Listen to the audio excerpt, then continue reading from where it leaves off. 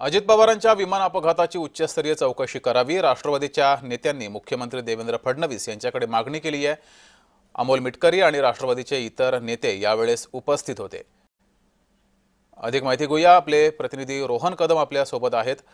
रोहन, ही मागणी गेल्या अनेक दिवसांपासून सुरू आहे। जेव्हापासून अपघात झाला तेव्हापासूनच संशय व्यक्त केला जातोय आणि आता अमोल मिटकरी आणि काही नेते हे मुख्यमंत्र्यांच्या भेटीला गेले होते आणि उच्चस्तरीय चौकशी करावी अशी मागणी पुन्हा एकदा केली आहे। जगदीश, खरं तर अगदी बरोबर आहे। खरं तर अमोल मिटकरींनी सगळ्यात पहिल्यांदा या सगळ्याबाबत जे आहे ते प्रश्नचिन्ह उत्पन्न केलं होतं आणि आज आपण दुपार देखील पाहिलं की रोहित पवार हो, यांच्याकडून देखील या सगळ्या संदर्भामध्ये प्रश्नचिन्ह जे आहे ते निर्माण केलं गेलेलं आहे आणि त्यांनी देखील विविध मुद्दे जे आहेत ते मांडलेले आहेत। परंतु अमोल मिटकरी असतील किंवा पुण्यातील रुपाली ठोंबरे पाटील असतील, यांच्या माध्यमातून मुख्यमंत्री देवेंद्र फडणवीस यांना एक पत्र जे आहे ते या संदर्भामध्ये दिलेलं आहे आणि त्यांच्या माध्यमातून या सगळ्याची निपक्षपाती जी आहे ती चौकशी व्हावी अशा प्रकारची मागणी केलेली आहे। यामध्ये सांस्कृतिक आघाडीचे बाबासाहेब पाटील असतील किंवा इतर मान्यवर असतील, या सगळ्यांच्या माध्यमातून हे पत्र जे आहे ते रोहित पवार यांच्या माध्यमातून अमोल मिटकरींनी लिहिलेलं पाहायला मिळतंय आणि त्यांच्या माध्यमातून हे सगळी चौकशी खरं तर अजित पवार यांची ज्या पद्धतीने जे आहे ते अपघात झाला आणि या अपघातामध्ये त्यांचं निधन झालं आणि त्यानंतर जे आहे ते अनेकांकडून प्रश्नचिन्ह जे आहे ते निर्माण केले जात आहेत आणि त्यांच्या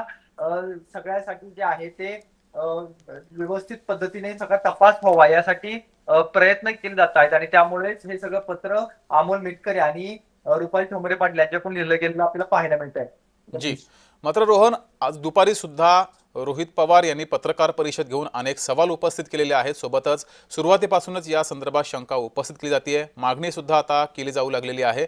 नेमकं आता प्रशासनाकडून या संदर्भात काही उत्तर समोर आलंय? जगदीश, खरं तर रोहित पवारांनी जे प्रश्न उत्पन्न केलेले आहेत त्या प्रश्नांची उत्तरं जी आहेत ती केंद्र सरकारकडून दिली गेली पाहिजेत। कारण का हो, ज्या कंपन्यांची नावं त्यांनी घेतलेली आहेत त्या कंपन्या खरं तर राज्य सरकार नाही तर केंद्र सरकारकडून नेमली जातात आणि त्यांची उत्तरं जी आहेत ती केंद्र सरकारकडून देणं अपेक्षित आहेत। म्हणजे त्यामध्ये अनेकांची नावं चर्चिली जात आहेत, कारण का त्यांनी काही वरिष्ठ मंत्र्यांची, विदर्भातल्या वरिष्ठ मंत्र्यांची नावं जी आहेत ती यामध्ये घेतलेली आहेत आणि त्या वरिष्ठ मंत्री कोण आहे त्याचा तपास स्वतः केंद्रीय पथकाकडून केला जावा अशा प्रकारची मागणी जी आहे ती त्यांच्याकडून केली जाते। खरं तर सीआयडी चौकशी जी आहे ती या सगळ्या संदर्भामध्ये नेमली गेली आहे, परंतु या सीआयडी चौकशीकडून काही आतापर्यंत निष्पन्न झालं नाहीये। त्याबद्दलचे जास्त प्रश्न जे आहेत ते रोहित पवार यांच्याकडून उत्पन्न केले गेलेले आहेत। त्यामुळे रोहित पवारांच्या प्रश्नांना आणि अमोल मिटकरी यांच्याकडून केल्या गेलेल्या या सगळ्या दाव्यांना नेमकी काय उत्तर केंद्र सरकारकडून आणि राज्य सरकारकडून किंवा सीआयडी कडून काय दिलं जातं हे पाहणं महत्वाचं असणार आहे। जी। मात्र रोहन, केवळ राष्ट्रवादीच नाही किंवा रोहित पवारच नाही तर विरोधकांनी सुद्धा शंका उपस्थित केलेली आहे। तपास तितक्या जलद गतीने सुरू नाही असाही सवाल उपस्थित केलेला आहे। या प्रश्नामध्ये किती तथ्य आहे की तपास इतका वेगवान सुरू नाहीये?